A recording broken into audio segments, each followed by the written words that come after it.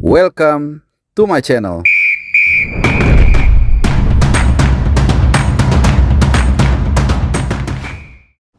Halo, kembali lagi kita bertemu teman-teman di CBH. Salam sehat dan mudah-mudahan juga buat kalian yang menjalankan ibadah puasa, semoga dikuatkan, dilancarkan sampai dengan nanti hari kemenangan ya. Dan mudah-mudahan juga saat nonton video ini kalian mungkin sedang dalam perjalanan atau mungkin lagi ngabuburit atau lagi buka puasa, ya semoga lebih melengkapi buka puasa hari kedua kalian. Nah teman-teman semua, di kesempatan kali ini gue akan bahas soal yang tersisa dari Gelora Bandung Lautan Api, apa yang bisa kita ambil pelajaran dan apa point of view yang bisa kita lihat dari kegagalan Persib Bandung ya melaju ke 8 besar di ACL 2, meskipun di pertandingan leg kedua kemarin di GBLA di Gede Bage Persib Bandung berhasil menang 1-0 ya. Tapi di leg pertama kita tahu pasukan Bojan Hodak harus menyerah 0-3 dan ini memang membuat situasi yang sulit. Ditambah juga karena ada tackle horor dari William Barros yang akhirnya membuat harus bermain dengan 10 orang di sekitar 1 jam pertandingan. Nah, tapi bukan soal hanya itu yang mau gue bahas, cuman kejadian-kejadian termasuk juga kericuhan yang terjadi supaya kita bisa meletakkan ini sesuai dengan porsinya dan kemudian apa yang bisa kita lihat dari sini. Pertama, karena gue ada di stadion langsung, jadi gue bisa lihat bahwa sebenarnya ya ini memang ulah sebagian kecil dari Bobotoh. Tidak semua, dan gue di situ ngelihat 98% gue rasa itu Bobotoh itu mengecam dan tidak suka menyoraki mereka-mereka yang melakukan tindakan anarkis.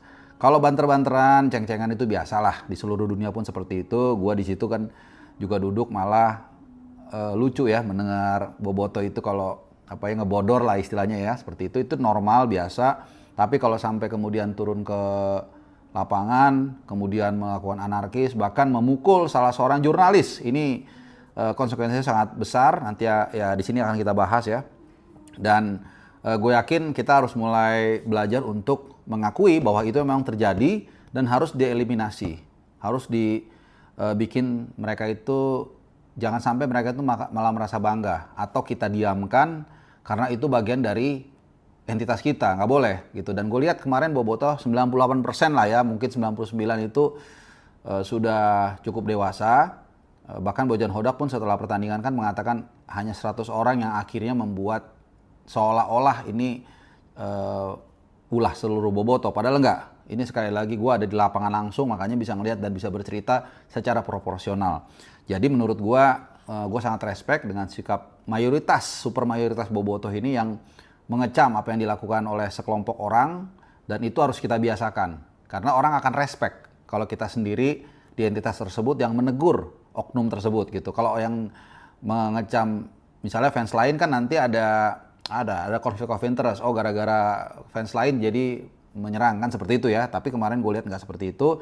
Dan mudah-mudahan kalau gue pribadi supaya oknum-oknum ini yang nimpukin di tunnel ya, mungkin nanti ada videonya, terus yang memukul wartawan, fotografer, apalagi yang paling aneh merusak e-board. Ini paling aneh. E-board itu salahnya apa coba? Ya, even jurnalis pun salahnya apa? Dia meliput kan gitu. Ini sangat luar biasa.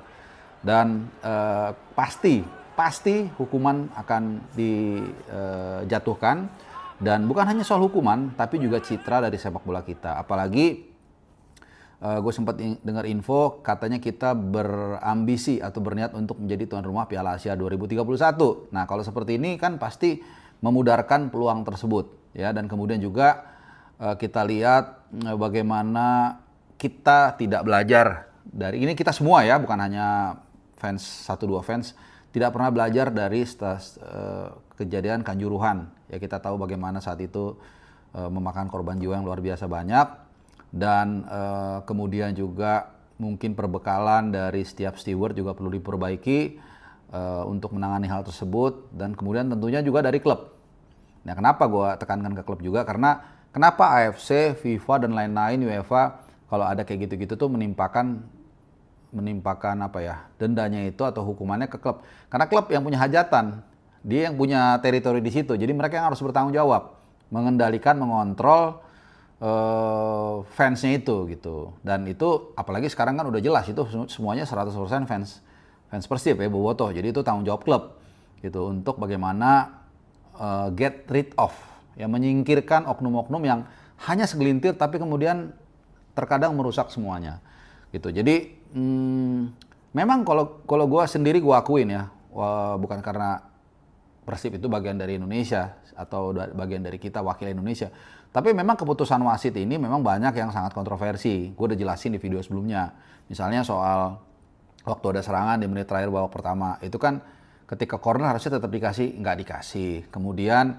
ada crossing dari kanan, harusnya handsball, dikasih keuntungan, itu nggak dikasih handsball. Banyak lah, ada beberapa gitu. Tapi ya bukan caranya dengan masuk ke lapangan, memukul fotografer, merusak e-board, menimpuki pemain lawan. Padahal pemain Ratchaburi juga setahu gue biasa-biasa aja lah, nggak ada yang gimana-gimana. Ya, jadi ya wasit banyak melakukan kesalahan, blunder, berat sebelah kalau mau dibilang. Tapi tindakan dari oknum tadi itu pun tidak akan memberikan manfaat, bahkan akan memberikan masalah buat Persib Bandung. Dan yang terakhir yang gue bilang, nih gue cerita santai aja, bahwa ternyata memang kita harus akui, kualitas dari liga kita itu memang tidak bisa bohong ya, sesuai dengan peringkat yang sering dirilis, bahwa kita itu masih di bawah Thailand, bahkan kalau nggak salah masih di bawah Myanmar atau Laos gitu ya. Jadi terkadang kita jangan juga merasa hebat sendiri, ngerasa hebat, padahal kita lihat Ratchaburi ini tim nomor 2 loh di Thai League saat ini dan bukan tim yang punya sejarah. Tapi kita lihat mereka bisa katakanlah menanggulangi Persib Bandung, klub yang kedalamannya paling dalam, sejarahnya juga salah satu yang paling panjang, dan 2 kali back to back juara. Ini kan berarti tim yang memang secara sejarah bagus dan saat ini performanya juga pemuncak klasemen. Ratchaburi ini peringkat kedua dan dia secara umum itu bukan seperti Buriram atau Bangkok United yang memang punya sejarah, enggak juga, tapi mereka ternyata dengan mudah bisa memecundangi Persib Bandung. Ini menunjukkan bahwa argumen yang mengatakan, kalau gue mau lihat ya dari pernyataan dari federasi, bahwa banyak pemain diaspora datang ke Indonesia karena liganya bagus, karena makin berkembang, ini mungkin menjadi tanda tanya besar. Karena kalau kita lihat dengan Thailand pun kita kesusahan, dan ini juga menjadi cermin nanti betapa menantangnya kita saat menghadapi Piala AFF bulan Juli dan Agustus nanti, ya kan? Ya kita lihatlah bagaimana kemarin tim Thailand sangat dominan, skill dasarnya sangat bagus, nahan bola, pergerakan tanpa bola, kita lihat mereka mainnya sangat nyaman. Ya gue bicara dengan beberapa bobotoh juga, mereka mengakui Ratchaburi ini mainnya matang, dan again ini masih tim kedua loh, bukan pertama. Ya, jadi kita bisa bayangkan nanti AFF nanti nggak gampang juga nih teman-teman.